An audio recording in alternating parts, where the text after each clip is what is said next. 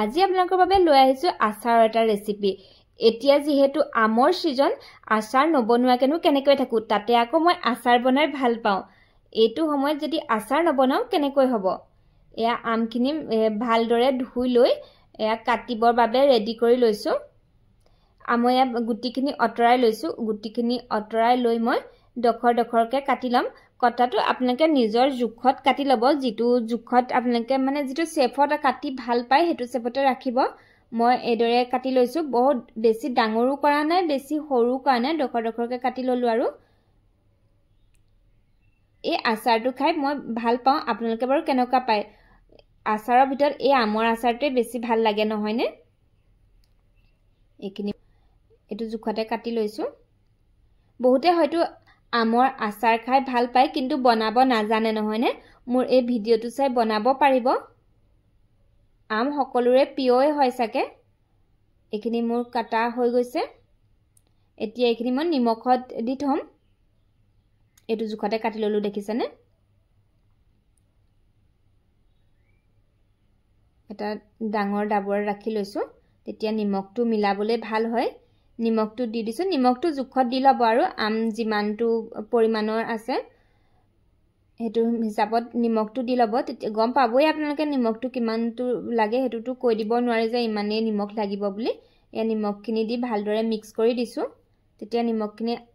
আমত লাগি যাব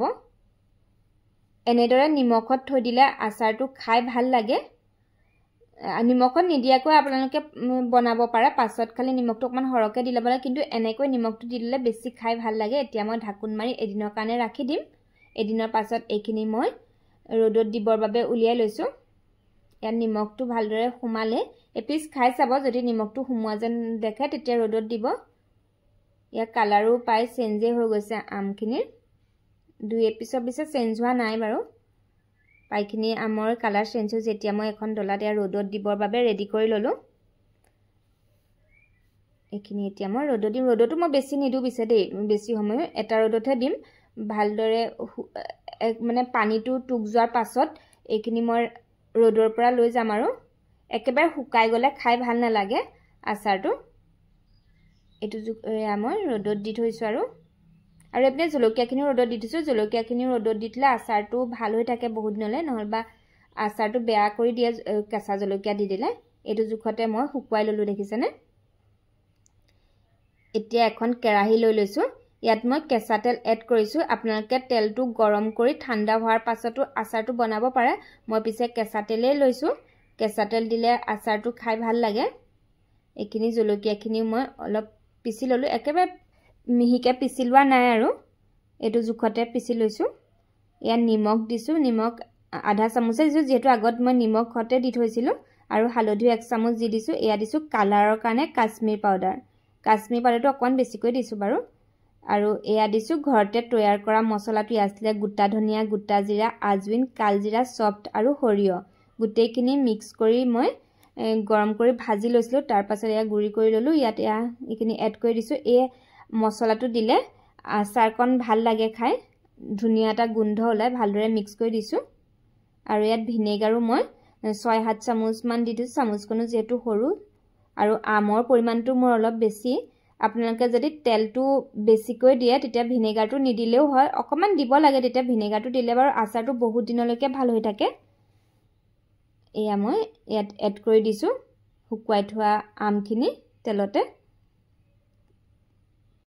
তেলটো মই বেছিকৈ লোৱা নাই তেলটো বেছি কৰিলে মছলাখিনি ভালদৰে আমত নালাগিব সেইবাবে কম তেলতে এতিয়া মই বনাইছো মই বিশে আচাৰত কম তেলে ব্যৱহাৰ কৰো নহলবা মছলাখিনি তললৈ গুচি যায় তেতিয়া খাবলৈও বেয়া লাগে এখিনি ভালদৰে মিক্স কৰি দিছো আৰু এখিনি মই যেহেতু বেছি হুকুৱাও নাছিলো আমখিনি সেইবাবে কম তেলত বনালো একো প্ৰবলেম নহয় টান নহয় মানে খাবলৈ ধুনিয়া হয় আচাৰটো আৰু এটা তেলৰো যেহেতু বহুতেই দাম নহয়নে আচাৰ বনাবলৈকে ভয় লগা নিচিনা হয় এনেদে কম তেলতে আপোনালোকে আচাৰ বনাব পাৰে এয়া মোৰ আচাৰ বনা হৈ গল এয়া চকনে আচাৰ ইমান ধুনিয়া এটা কালাৰ আহিছে এয়া মোৰ আচাৰ ৰেডি হৈ গল এতিয়া এনেদৰে ৰ'দত কেৰাহীখনতে দি পেলাই এদিন দিলো এদিন দিয়াৰ পাছত ইয়া বটলতে ভৰাবলৈ লৈছো এই আচাৰ বনোৱা কিন্তু পদ্ধতিখিনি সবৰে বেলেগ বেলেগ হয় কিছুমানে কেঁচা তেল ব্যৱহাৰ কৰে কিছুমানে পকা তেল ব্যৱহাৰ কৰে মই পিছে প্ৰায় আচাৰত কেঁচা তেলে ব্যৱহাৰ কৰোঁ তেতিয়া ভাল লাগে আচাৰটো খাই এয়া মোৰ আচাৰ ৰেডি হৈ গ'ল এতিয়া মই ৰ'দত দি থাকিম আৰু এইটো বটলত চিচাৰ বটলত ভৰাইছোঁ যেটো চিচা বহুত দিন ভাল হৈ থাকিব চিচাৰ বটলত থলে এয়া মোৰ আচাৰ এতিয়া ভৰা হৈ গ'ল আৰু এতিয়া এই যে মুখৰ এইখিনি দেখিছে এইখিনি ভালকৈ মুহাই দিছোঁ ভালকৈ মছলা আৰু এই তেলখিনি লাগি গৈছিলে পিছলে ভেকুৰ হৈ যাব পাৰে ভালকৈ মুছি সাফা কৰি ল'ব এয়া মোৰ আচাৰ এতিয়া ৰেডি হৈ গ'ল এইখিনিতে মই ৰ'দত দি থাকিম কিন্তু প্ৰায় 1 মাহ 2 মাহৰ পাছত খাব পৰা হ'ব কিন্তু আচাৰ চাবচোন বেছি গেলি গলেহে খাই ভাল লাগে এনেদৰে ৰ'দত দি থাকিম আৰু মই আচাৰ ৰেচিপিটো কেনেকুৱা পালে আপোনালোকে কমেন্ট কৰি